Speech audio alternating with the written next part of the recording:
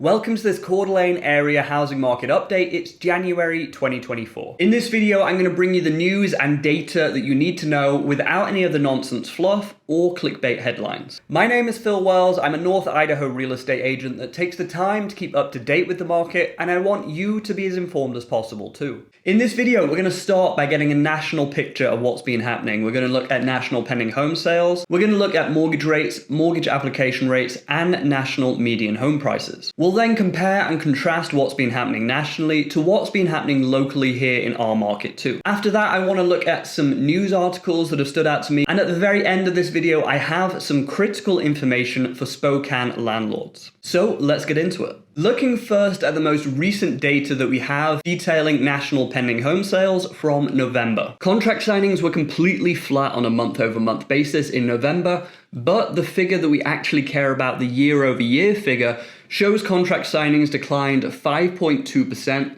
That represents 30 consecutive months of year-over-year sales declines. I am taking that as good news. Those are the lowest numbers in terms of year-over-year sales declines that I've seen for a long time. Here's what the National Association of Realtors chief economist had to say about November's pending home sales. Although declining mortgage rates did not induce more home buyers to submit formal contracts in November, it has sparked a surge in interest as evidenced by the higher number of lockbox openings. With mortgage rates falling further in December, leading to savings of around $300 a month from the recent cycle peak in rates, home sales will improve in 2024. So no ifs, no buts there. This economist is clear, home sales will improve in 2024. And that just makes sense. These high mortgage rates that we've been seeing for the last year or so have had the effect of delaying demand. Let's move on to look at mortgage rates. Obviously, the majority of people buy a home with the aid of a mortgage, so let's check in and see what mortgage rates have been doing, as that gives us a pretty good insight into what direction buyer demand is going to be heading in. Sticking with November for a second so we can really analyze that period in time. Mortgage rates at the start of November were at 7.69%, and by the end of November, they were at 7.15%. Rates have since continued their steady decline to where they are today at 6.74%.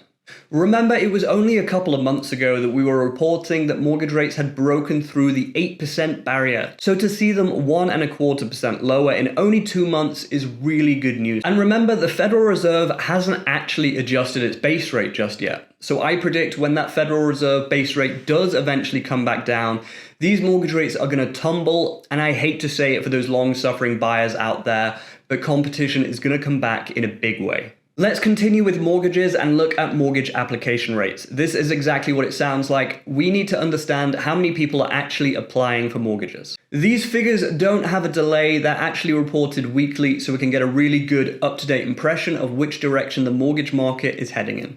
As you would imagine, as mortgage rates declined in November and into December, mortgage application rates picked up. We did see some declines around the Christmas period, but that's to be expected and doesn't change the trend that more people are applying for mortgages right now. It's important not to lose sight of the fact that high mortgage rates are not the only issue in the housing market right now. Inventory has been low and remains low. A recent report by Axios suggests we are 3.2 million homes short across the nation. Low inventory is flying under the radar of the national news media because high interest rates are the biggest story. But when those interest rates do come back down, low inventory is going to come back in a big way. Now let's take a look at national median home prices. National median home prices in November were at $408,000, which is actually up 3.6% on a year-over-year basis. To me, home prices continue to be remarkable.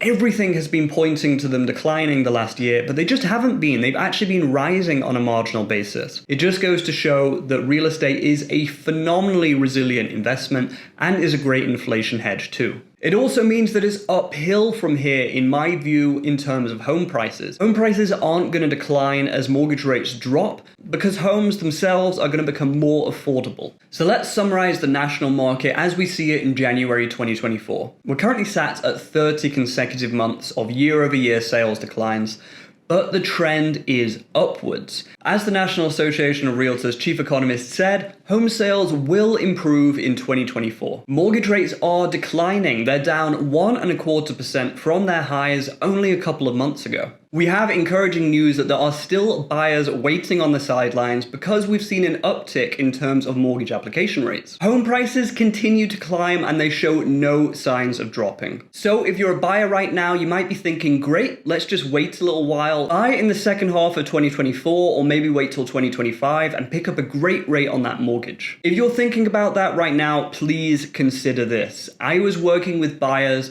some really well qualified buyers with a large amount of money to put down for 3 and in some cases 6 months during the pandemic housing mania. It genuinely put a strain on some people and the stress was visible. If you can right now identify and buy a home that you're comfortable with, maybe it's a home that you can add equity to along the way so you can really feel like you're winning in the long term, then you should consider doing this. Ask yourself this question: is it going to be more stressful for you to be shopping from the comfort of your couch for refinances in a year or two? Or is it going to be more stressful to compete for parking outside a listing that's only an hour old? If you're a seller, then right now it is still a difficult market to operate in. If you are going to list right now, you have to be conscious about your list price and really prepare your home well for the market. There are some encouraging signs that on the horizon, things are going to turn around and be a little bit more favorable for sellers. But like I said, right now, mortgage rates aren't cheap. They're still 6.75%, even though they have come down quite a lot recently. So you can't necessarily name your terms or just reject offers willy-nilly. But if you are looking at listing right now, it is possible and we can get the job done. Just look at this review that we got from a listing that we sold in December. Phil and his team are the best, professional, responsive, thoughtful, and highly competent. His photographer, his wife, takes excellent photos. Our house was just languishing on the market with another agent, and he got us several offers shortly after taking over our listing. Now it's time to take a look at the Coeur market and see how it compares to what's been happening nationally. Actual sales were up 5.5% on a year-over-year basis, which is significantly ahead of the national market. We were seeing a pretty stagnant market across the Coeur area for a while, so it's nice to see home sales picking up once more. Median home prices were down 2.45% on a year-over-year basis to $502,000. But just look at the median sales price compared to the median list price. We're talking $502,000 versus $612,000. I think I can see the reason for the sales increase there. Prices are starting to budge in North Idaho. Now, we're only talking about a 2.5% swing in a year, but the difference between the listing prices and the sales prices that I just outlined really shows you the importance of being realistic about your property's value and properly analyzing the market before listing. Inventory is sat at around 1,600 units, which is up 16% from this time last year. We can also see that absorption rates, also known as months of supply, is at 4.55%. If you're a seller, the lower the absorption rate, the more likely you are to get the price you want for your home, or maybe even sell your home above list price. Days on market in the Coeur d'Alene area are beginning to increase once again. We're now at an average of 114.2 days on market. That's a really long time on market. It makes it difficult to plan around your move at all. It's no wonder then that home prices are edging down slightly as more sellers agree to accept less for their homes just to be able to progress with their lives, and maybe they're moving across country and just can't wait for top dollar. So if you're a buyer looking at purchasing in the Coeur d'Alene area, then it really feels like there's some opportunity there. Like I just outlined, not every seller is going to want to wait 114 days to get the sales price that they want for their home, and they might be open to reasonable offers along the way. If you're a seller in this market, please be really realistic about your list price. Do some proper research about what similar homes have been selling for recently in the area. Don't look back at 2020 and 2021's data. That's just going to mislead you, and you're going to be on the market for a long time and frustrated along the way. Also, proper preparation is always key.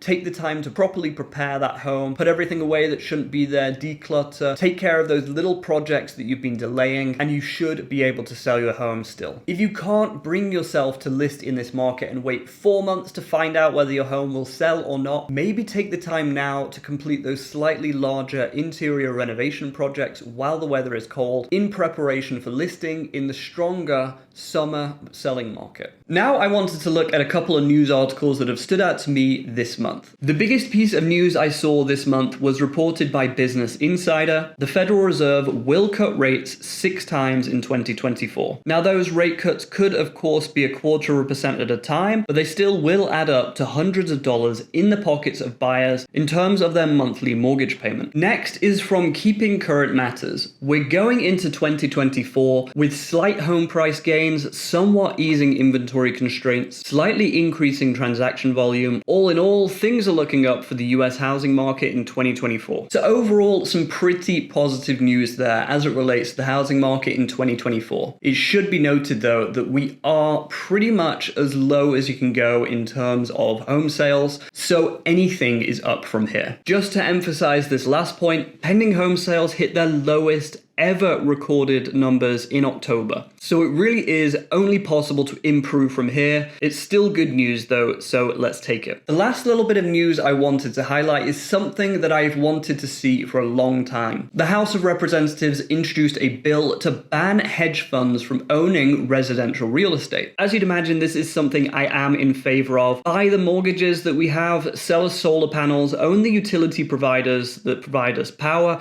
but leave residential real estate alone. That should be considered an untouchable asset class by Wall Street in my view, because it's such an integral part of the American dream. We do not need to become a nation of renters just because BlackRock wants to make a few extra billion this year. And that's coming from someone that's about as free market as it's possible to get. At the start of this video, I told you that I had some Spokane landlord specific news, so let's touch on that briefly. The deadline for registering your rentals within the city of Spokane was December 31st. But from what I've read, the goal is compliance, not penalizing people that missed that deadline. So if you haven't already, go and register your properties. You don't want to have a code violation for having an unregistered rental property within the city of Spokane. If you are looking at buying in the Coeur d'Alene or North Idaho area, please reach out to me, give me a call, shoot me a text, send me an email, and I'd be honored to connect with you and work with you. Until the next video, my name is Phil Wells, and thank you very much for watching.